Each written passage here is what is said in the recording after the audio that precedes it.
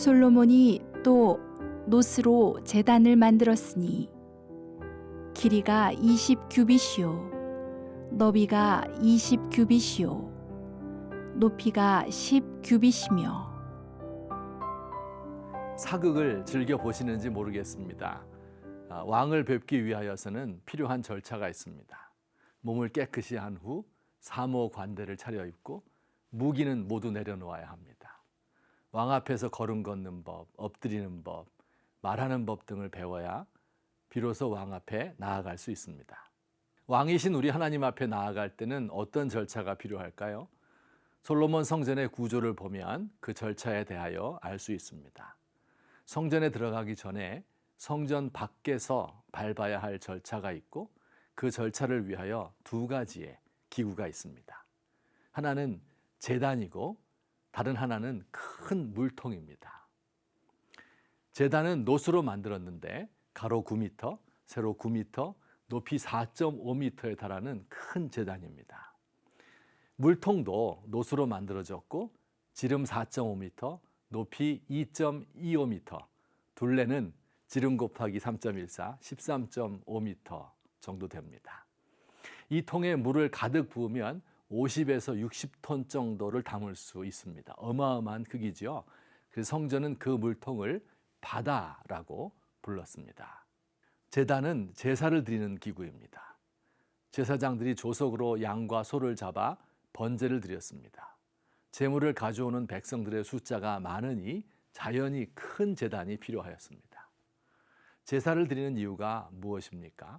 짐승을 잡아서 드리는 제사는 사람이 지은 죄를 양과 소가 대신한다는 의미입니다. 백성들이 제물 위에 손을 얹음으로 자신의 죄를 짐승에게 전가시키고 그 짐승이 죽어 죄값을 치르도록 한 것입니다. 백성들은 먼저 자신의 죄가 용서받은 후에야 비로소 하나님을 만날 수 있었습니다. 두 번째, 노수로 만든 큰 물통이 있었죠. 바다라고 불렀습니다. 이건 어디에 쓰는 물건입니까? 제사장들의 몸을 씻기 위한 것이었습니다. 집에서 목욕하고 오는 것이 아니라 성전 앞에서 몸을 씻는 예식을 행하는 것입니다. 이 역시 자신의 죄를 씻어 깨끗한 사람이 되었음을 표시하는 것입니다. 성전의 모든 기구들은 죄를 깨닫게 하고 죄를 용서받기 위하여 또한 용서받았음을 확신하기 위하여 만들어진 것들입니다. 사랑하는 성도 여러분, 하나님 앞에 나아가는 사람은 먼저 자신의 죄에 대한 깊은 자각과 반성이 있어야 하며 예수 그리스도의 피로 죄 씻음 받았다는 확신, 그리고 다시는 죄를 짓지 않는 깨끗한 삶을 살겠다는 결심이 있어야 합니다. 오늘날도 하나님 앞에 나아가는 자는 똑같은 절차를 밟아야 합니다. 예배도 회개와 죄사함에 맞춰져야 합니다. 죄에 대한 깊은 탄식, 죄를 끊지 못하는 자신에 대한 절망감, 그래서 하나님의 도움을 받는 길밖에는 어떠한 소망도 없다는 고백이 있어야 합니다.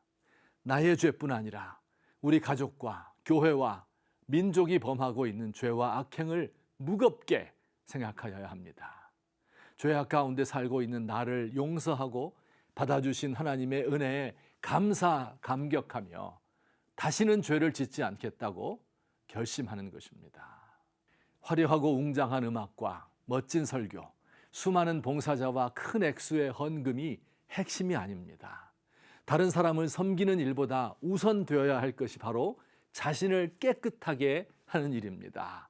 식사봉사와 주차봉사와 순모임과 목장예배와 찬양대와 교회학교 행사와 여전도회, 바자회, 선교지 방문과 비전 트립과 예배당 건축과 같은 것들은 먼저 하나님 앞에서 죄인임을 자각한 후에나 할 수 있는 것들입니다. 두 사람이 성전에 갔습니다. 한 사람은 사회적으로 명망이 높은 사람이고 금식과 11조 등의 종교 예식도 철저히 지키는 사람입니다. 그러나 다른 한 사람은 죄를 많이 지어 사회에서 멸시당하는 사람입니다. 저 구석에서 누가 볼까 무서워하며 고개를 들지도 못하고 가슴을 치며 기도합니다. 하나님이여, 불쌍히 여기소서. 저는 죄인입니다. 하나님께서는 바로 이 죄인을 받으셨습니다. 1000마리 순양이나 강같이 흐르는 기름을 기뻐하지 않으시고 상한 심령의 제사를 받으시는 주님,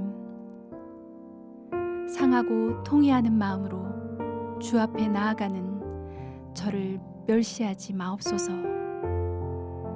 주의 구원의 즐거움을 회복시키시고 연약한 저를 붙드사 다시는 동일한 죄를 범하지 않게 하소서.